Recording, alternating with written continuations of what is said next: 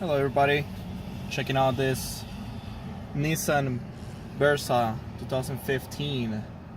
Now the customer had a complaint about this car because it won't start. Now he came out driving the car. Whenever you try to start the car, like, it will start perfectly, and then out of the nowhere, like, it won't start at all. Now by checking this, so this is not a chip key, so that's not going to be a problem, one of the problems, because it doesn't need a chip. When you put it in there and you try to start the car,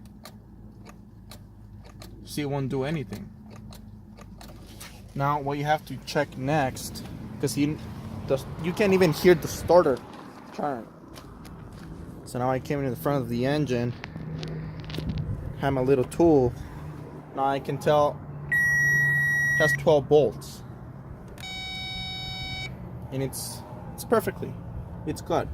Now whenever you come down here, so it should have, this is the main cable, it should have power, the 12 bolts. Now you check it, and it does have the 12 bolts, but whenever you check this cable, it's on negative.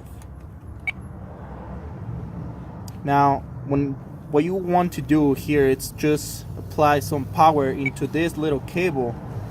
All the starters, they come with two cables, the one from the battery and the one for the starter. That one, whenever you turn the key, this cable will come with power and it will make the starter turn. Now if you put power into it, as you can tell, I'm putting 12 volts. It doesn't do nothing. That's straight up a bad starter, so you have to replace that. Okay, hoping this helps some people that it was asking me about this. So good luck.